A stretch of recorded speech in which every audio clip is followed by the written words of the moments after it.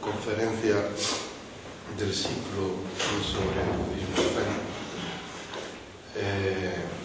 Hemos elegido distintos temas para estas 9 conferencias, de forma que aquellos que queráis venir, a todos podáis tener una visión más o menos amplia y general de lo que es la tradición y la práctica del budismo zen. Esta noche estoy un poco acatarrado. He estado el fin de semana en Galicia, también dando 2 conferencias y dirigiendo un retiro de meditación. Allí hacía muy mal tiempo, mucho frío, mucha lluvia, mucho viento, entonces he pillado algún virus y he venido así. Así que me disculpáis si no tengo una voz muy clara y fuerte en la noche de hoy. El tema que nos ocupa esta noche es la atención mental, la importancia de la atención mental. De hecho, se podría decir que toda la enseñanza budista, toda la práctica budista, es de hecho una tecnología y un marco de desarrollo de la atención mental. Hoy, en una conferencia de 2 horas, vamos a hacer un acercamiento, pero hay un seminario que suelo dar en 5 días que se llama precisamente el cultivo de la atención mental, donde sí se entra de lleno en la técnica, en la praxis, en la práctica para cultivar y desarrollar la atención mental. En la conferencia de hoy, pues como digo, va a hacer un acercamiento general, sobre todo para recalcar hasta qué punto la atención es importante y fundamental, no solo en la práctica del budismo, sino en nuestra vida cotidiana. De hecho, la práctica del budismo no es otra cosa que vivir la vida cotidiana con lucidez, con conciencia, es decir, con atención. Vamos a volver un poco al punto de partida del budismo. La búsqueda del Buda Sakyamuni, como vimos en la primera conferencia, la búsqueda espiritual, el hecho de abandonar el palacio y dedicarse a la práctica espiritual, fue motivada por la constatación de la realidad, de la aflicción de la existencia humana. He elegido ahora esta palabra, aflicción, en vez de dolor y sufrimiento, como normalmente se emplea, porque me parece que refleja mejor, traduce mejor el término sánscrito dukkha.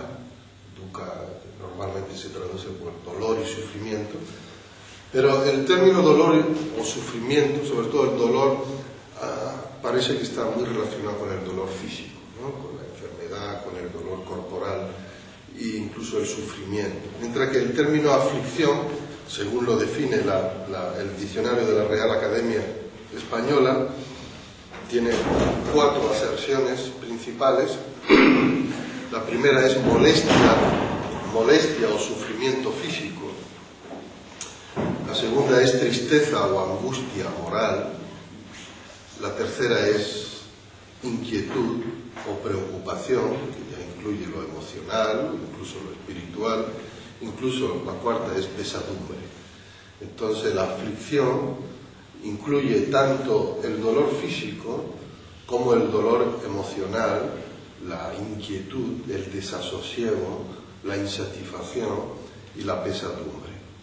Entonces, el punto de partida de la búsqueda espiritual del Buda Sakyamuni, que se halla en la base del budismo, fue la constatación de la aflicción que todos los seres vivientes experimentamos por el hecho de estar vivos, por el hecho de existir.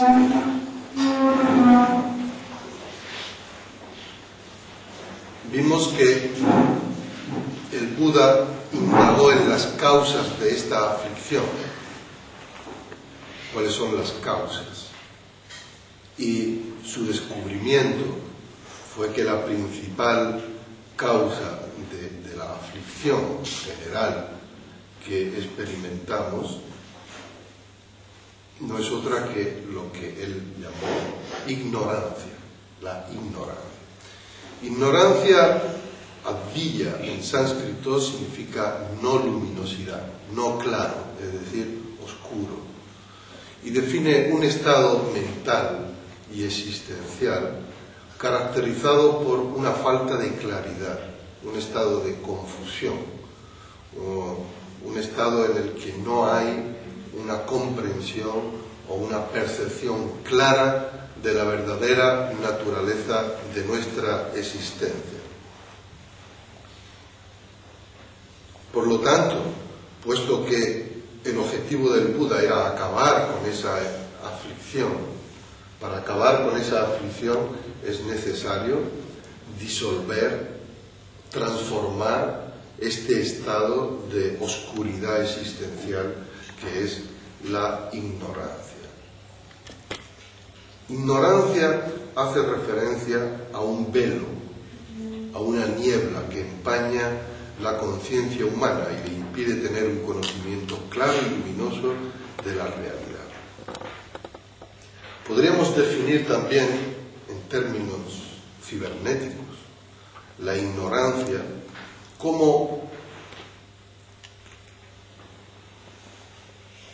un conocimiento deficiente, por impreciso y limitado, de la realidad, de lo que somos como sujetos y de lo que es el mundo en el que vivimos.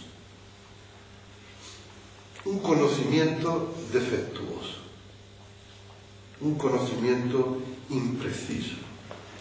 Esto es como la historia de aquel que vuelve de madrugada a su casa después de haber estado con los amigos de fiesta, bebiendo, y vuelve bastante ebrio. La ignorancia puede ser comparada a un estado de ebriedad, en el sentido de un estado en el que no ves claras las cosas, ¿no? Y se encuentra, al volver a su casa, al atravesar el jardín, se encuentra con una enorme serpiente. Entonces, preso del miedo y de la furia, en ese momento coge una estaca y comienza a golpear furiosamente la serpiente hasta que la deja muerta, según él. Y ya tranquilo va a su casa, duerme la mona, y a la mañana siguiente se despierta ya con la resaca, ¿no? Pero desayuna, se lava, se enjuaga los ojos y ya recupera un poco la sobriedad de cada día, y al salir al jardín se encuentra con que había destrozado la manguera de regar la noche anterior. Desde su punto de vista era una serpiente, pero esa percepción era errónea, era una percepción deficiente. Al ser una percepción deficiente se hizo una imagen errónea de lo que tenía delante, reaccionó de una forma inadecuada y sencillamente destrozó la manguera que utilizaba para regar el jardín.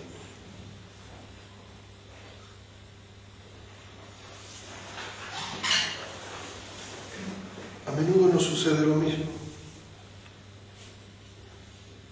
Fijaos que un conocimiento impreciso o erróneo es el resultado de un proceso cognitivo deficiente, en el que en algún punto de ese proceso hay un error.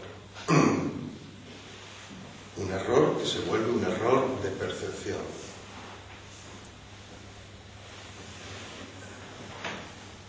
Al no tener clara la verdadera naturaleza de la realidad, reaccionamos torpemente ante ella, con reacciones desproporcionadas, con reacciones poco ajustadas, y fruto de esa torpeza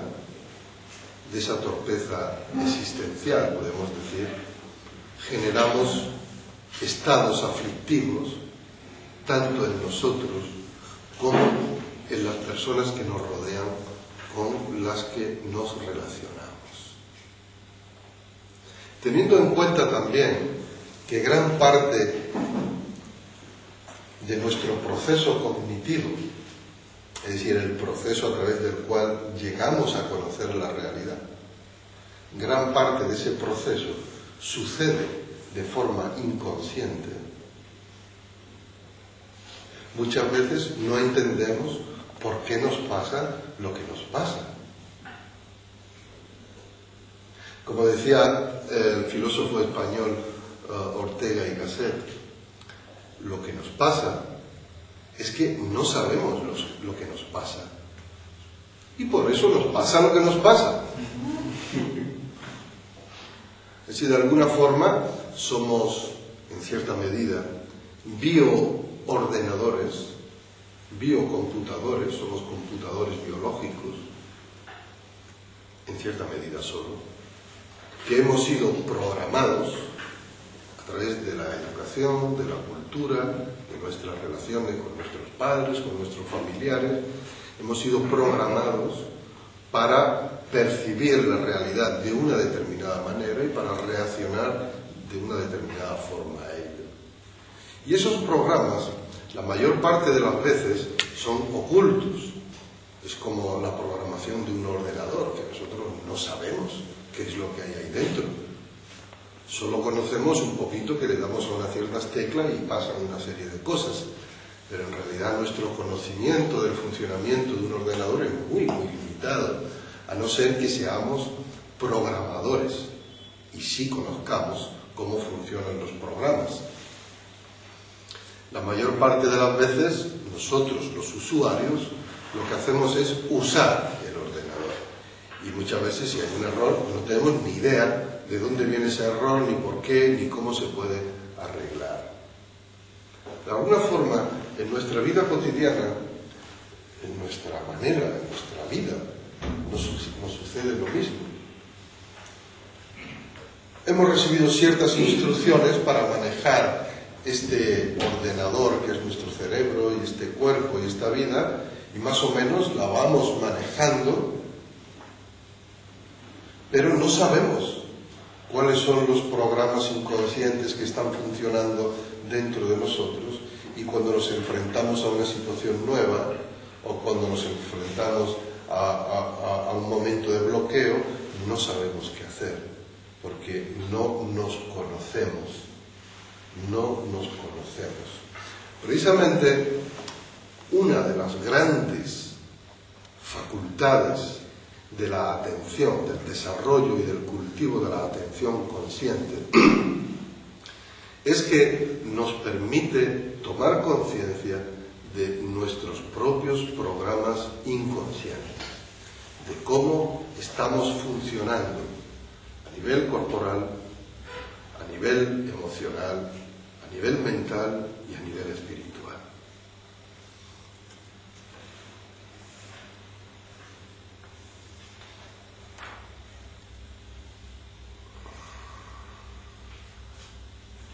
Decía el Buda, dijo el Buda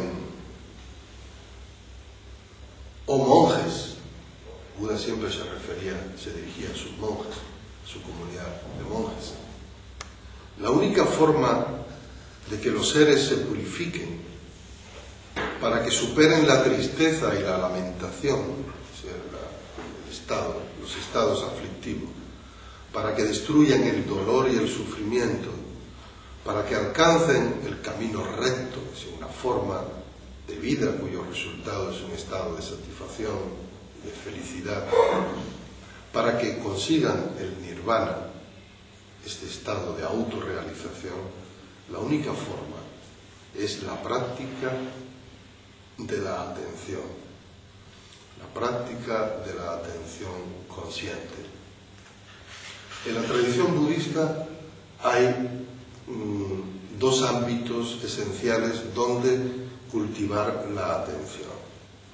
Uno es durante la meditación, zazen, en nuestro caso, y otro es en la vida cotidiana.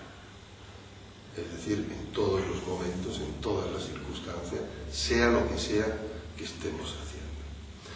Pero es muy difícil practicar o cultivar de una forma avanzada y profunda la atención en la vida cotidiana si no nos entrenamos a cultivarla durante las sesiones de meditación. Que la atención es la condición sine qua non de que surja el conocimiento y la conciencia. Vamos a ver, ahora voy a tener que levantar esto.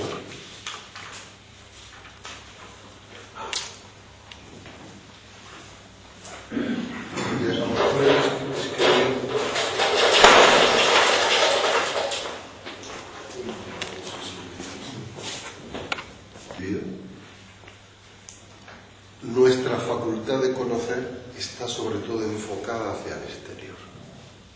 Está proyectada hacia el exterior.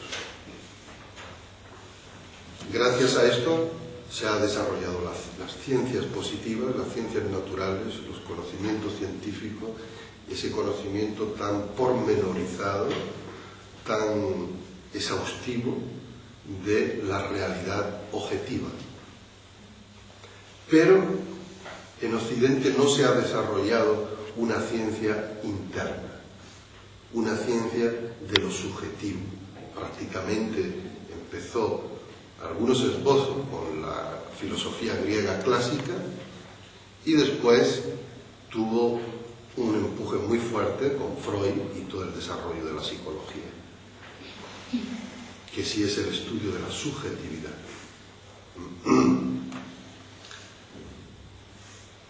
Podemos establecer un paralelismo entre la conciencia y la luz para poder entender.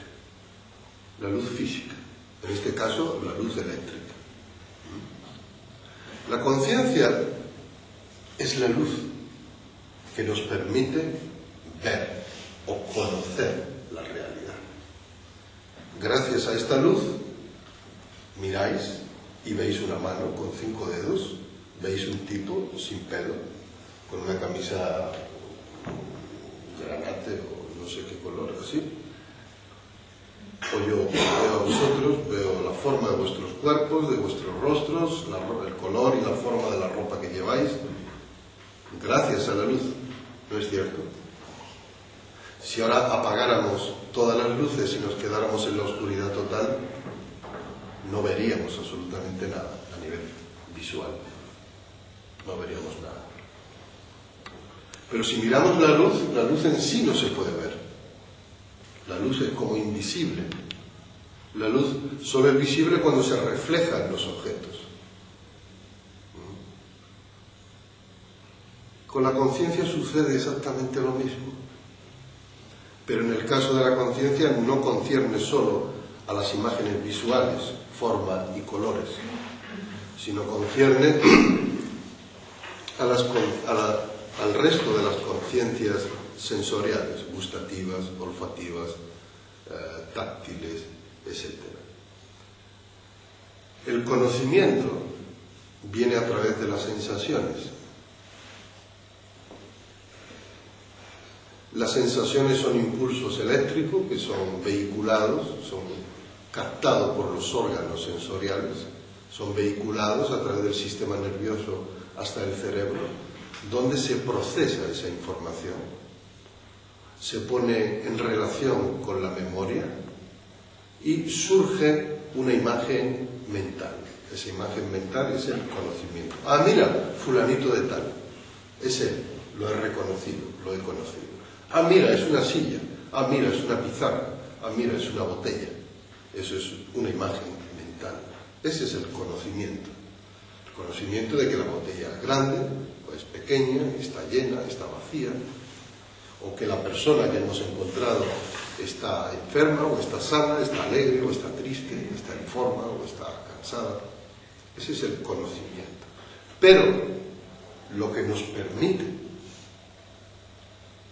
tener ese conocimiento es la luz de la conciencia.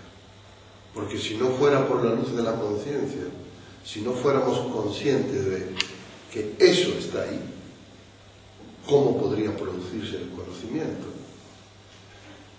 Entonces, la luz de la conciencia, es algo que lo impregna todo, está por todas partes, y nosotros participamos de esa luz. Y actualizamos o manifestamos esa luz a través del proceso cognitivo, a través del conocimiento. ¿Qué es la luz de la conciencia? Este es el con, o el enigma, o la pregunta más difícil de responder de todas. El budismo se dice que todo no es más que conciencia, que todo no existe más que la luz de la conciencia, por la luz de la conciencia. Si no fuéramos conscientes ahora, no podremos ver, no podríamos oír, no podríamos sentir, aunque nuestros órganos funcionaran perfectamente, que es lo que sucede en ciertos estados de coma. Los órganos están en buen estado, el cerebro en general está en buen estado, pero la luz de la conciencia no llega a iluminar todo eso, todo el funcionamiento cognitivo del cerebro. Entonces, como si no hubiera. Pero ¿qué es en sí la luz de la conciencia? Es muy difícil. Esto es muy difícil, porque esta luz es nuestra naturaleza más íntima.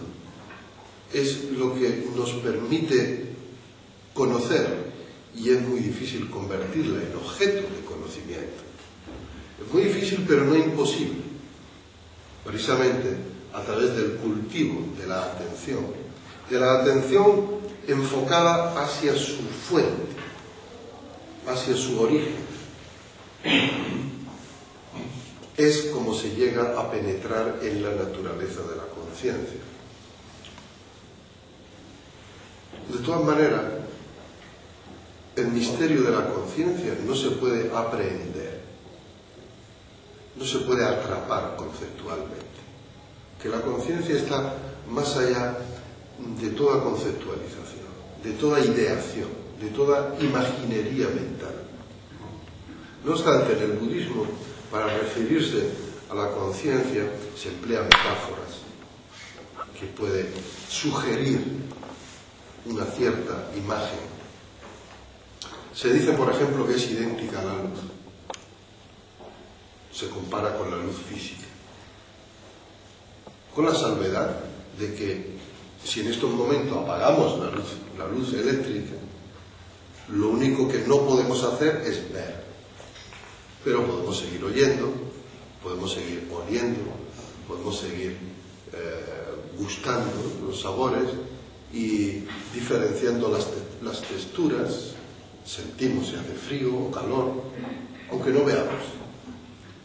Pero cuando la luz de la conciencia se apaga o se oscurece, entonces no sentimos absolutamente nada.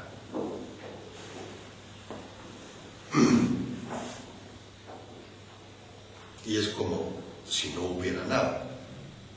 Es como si todo desapareciera. Por eso se dice que todo es conciencia. Todo está soportado, bañado, imbuido, impregnado de conciencia. Se dice también que la conciencia incluye la totalidad del espacio y del tiempo. La conciencia no es un hecho temporal ni espacial. Más bien, todas las experiencias de espacio y de tiempo tienen lugar dentro de la conciencia. Es el tiempo y el espacio los que están dentro de la conciencia, no la conciencia dentro del tiempo y del espacio. Por ejemplo, cuando yo miro así, hago así, Y todo esto, todos vosotros, estáis dentro de mi conciencia. Aparecéis en mi campo de conciencia. Y sois numerosos. Si me concentro, me abstraigo de todo y me enfoco en la punta de la varilla de mi gafa, esta es también dentro de mi campo de conciencia. Si me voy a la cima de una montaña elevada, cuyo horizonte se pierda a lo lejos, abarcando centenares de kilómetros, y hago así, me expando y miro todo eso está dentro de mi conciencia. Aparece en mi campo de conciencia. Eso, la conciencia no es pequeña ni grande, lo abarca absolutamente todo. También cuando miro el presente, el instante presente surge en la conciencia. Pero cuando rememoro el pasado, toda la historia de la humanidad, toda la historia del planeta Tierra, toda la historia del sistema solar y del universo, aparece dentro del campo de la conciencia. O sea, el tiempo y el espacio son hechos que surgen dentro del campo de la conciencia. Ya sé que al principio esto os costará como imaginarlo, porque es algo que tal vez no hayáis oído nunca. Son como ideas o imágenes nuevas. Pero yo os pido que las retengáis de alguna forma. La tercera característica de la conciencia se dice que es vacua. Vacua, vacío, quiere decir que no es algo, no es un objeto, no es algo que se pueda definir, no es algo que se pueda decir esto es y esto no es, porque la conciencia lo abarca todo, tanto lo que nosotros podamos decir que es como lo que digamos que no es. La conciencia incluye los conceptos de ser y de no ser, incluye todo tipo de imágenes, de conceptos y de ideas, pero no puede ser ceñida por ninguno de ellos. Vacua quiere decir que es inaprehensible por la mente conceptual. Quiere decir que no se puede encerrar ni definir. No se puede decir que sea corta, ni larga, ni amarilla, ni azul, ni grande, ni pequeña. Es todo lo que digamos y muchísimo más. Por eso, para no caer en la ilusión de la definición, se dice que es vacua, porque es el soporte mismo de todo. Aunque la conciencia no sea incognoscible, o sea, no puede ser conocida, en sentido como conocemos que esto es una botella de plástico, de agua, o que esto es un ser humano, o que esto son unas gafas. No podemos conocer la conciencia así, ni a través de los sentidos, porque todo lo que podemos atrapar con los sentidos son los objetos de la percepción, formas, colores, olores, sabores, pero no la conciencia en sí. No puede ser aprendida a través de la emoción tampoco, porque a través de la actividad emocional lo que hacemos es conectar con objetos y con estados emocionales, pero no con la naturaleza de la conciencia. Tampoco a través de las categorías racionales, no puede ser conocida a través de ninguno de estos métodos. Pero esto no quiere decir que no pueda ser experimentada en su verdadera naturaleza. Esto es precisamente el fin, el objetivo último de la práctica meditativa, es el de hacerse uno con la fuente original de nuestro ser, de nuestra vida, que es la luz de la conciencia.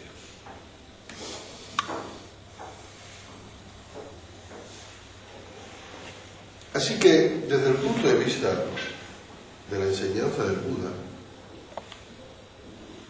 todos somos conciencia. Todos participamos de la luz de la conciencia.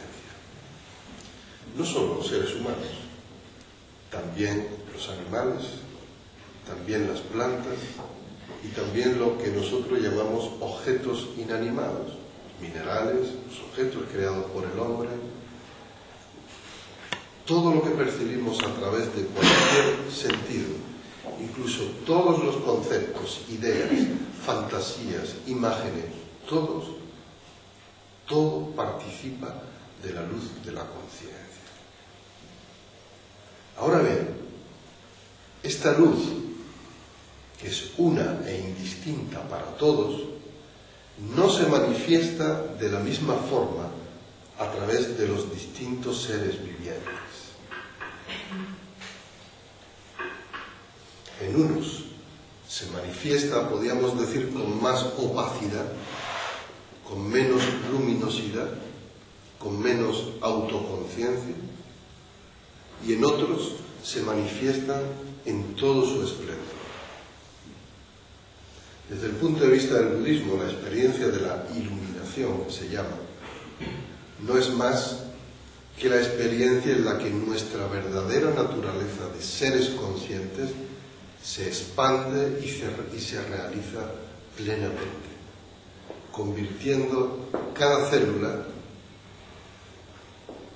en pura luz consciente, convirtiendo cada objeto en pura luz consciente. Este es el camino y este es el proceso en el que todos estamos. De lo que conocemos hasta ahora, de los seres vivos, de los seres ya sean orgánicos o inorgánicos, que conocemos ahora, la luz de la conciencia se manifiesta en su máximo esplendor a través de los seres humanos.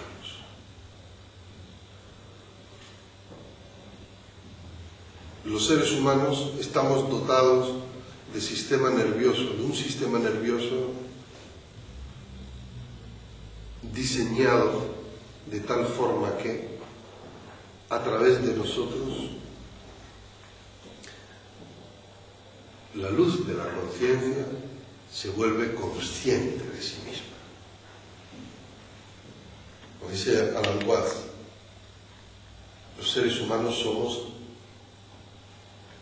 aberturas a través de las cuales el universo se vuelve consciente de sí mismo.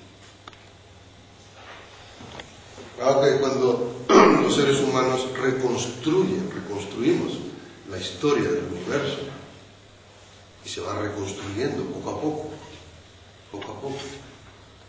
Esto es, el universo haciéndose consciente de sí mismo, de su propia historia, de su propia evolución, de su propio origen. Y todavía queda mucho camino por recorrer, obviamente. No hemos alcanzado aún el punto omega, pero estamos en ello. Y es importante que comprendamos cuál es el proceso, cuál es la dirección de la corriente universal, para que podamos ponernos en diapasón y trabajar a favor y no en contra. En los seres humanos, la luz de la conciencia se manifiesta de una forma esplendorosa.